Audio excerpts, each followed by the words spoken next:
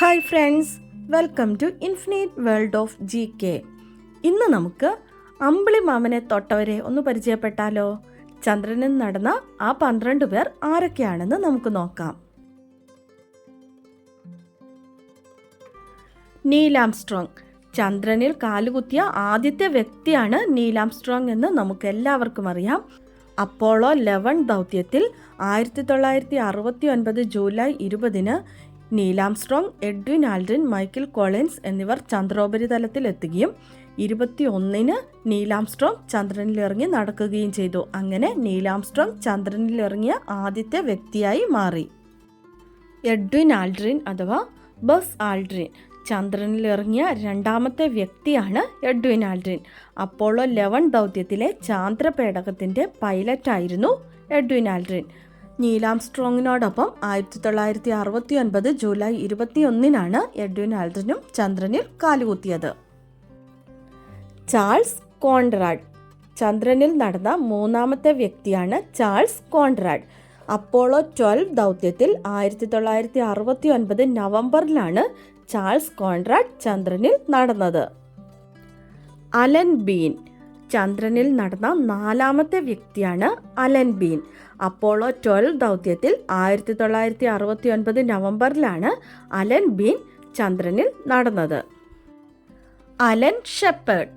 1961 ബഹിരാകാശത്തേക്ക് യാത്ര ചെയ്യുന്ന രണ്ടാമത്തെ വ്യക്തിയും ആദ്യത്തെ അമേരിക്കക്കാരനുമാണ് അലൻ ഷെപ്പേർഡ്.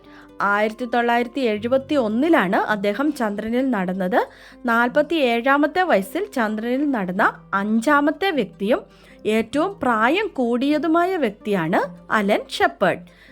അപ്പോളോ 14 ദൗത്യത്തിലായിരുന്നു അലൻ ഷെപ്പേർഡ് ചന്ദ്രനിൽ നടന്നത്. Edgar Mitchell. ചന്ദ്രനിൽ നടന്ന 6-ാമത്തെ വ്യക്തിയാണ് എഡ്ഗാർ മിച്ചൽ. അപ്പോളോ 14 ദൗത്യത്തിൽ 1971 ഫെബ്രുവരിയിലാണ് എഡ്ഗാർ മിച്ചൽ ചന്ദ്രനിൽ നടന്നത്. David Scott.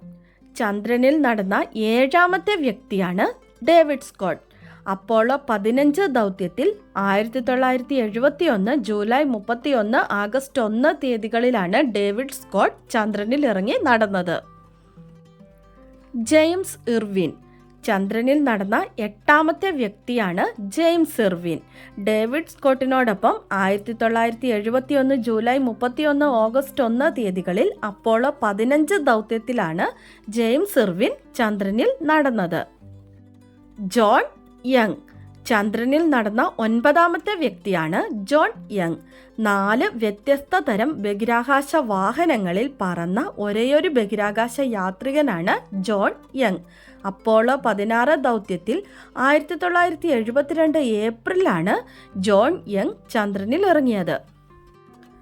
Charles Duke. ചന്ദ്രനിൽ നടന്ന 10-ാമത്തെ വ്യക്തിയും ഏറ്റവും പ്രായം കുറഞ്ഞതുമായ വ്യക്തിയുമാണ് ചാൾസ് ഡ്യൂക്ക്. അപ്പോളോ 16 ദൗത്യത്തിൽ 1972 ഏപ്രിലാണ് ചാൾസ് ഡ്യൂക്ക് ചന്ദ്രനിൽ ഇറങ്ങി നടന്നത്. Harrison Schmitt. ചന്ദ്രനിൽ നടന്ന ഒരേയൊരു ശാസ്ത്രജ്ഞനാണ് ഹാരിസൺ ഷ്മിറ്റ്. അപ്പോളോ 17 ദൗത്യത്തിൽ യൂജിൻ സെർനാനോടൊപ്പം 1972 ഡിസംബറിലാണ് ഹാരിസൺ ഷ്മിറ്റ് ചന്ദ്രനിൽ നടന്നത്. യൂജിൻ സെർനാൻ. ചന്ദ്രനിൽ അവസാനമായി നടന്ന വ്യക്തിയാണ് യൂജിൻ സെർനാൻ. അപ്പോളോ 17 ദൗത്യത്തിൽ 1972 ഡിസംബറിൽ ഹാരിസൺ ഷ്മിറ്റിനോടൊപ്പമാണ് ചന്ദ്രനിൽ നടന്നത്. ഇതിൽ രസകരമായ ഒരു കാര്യം, ചന്ദ്രനിൽ അവസാനം ഇറങ്ങിയ ആളും ചന്ദ്രനിൽ അവസാനം നടന്നയാളും ഒന്നല്ല. അതെങ്ങനെയാണെന്ന് നമുക്ക് നോക്കാം.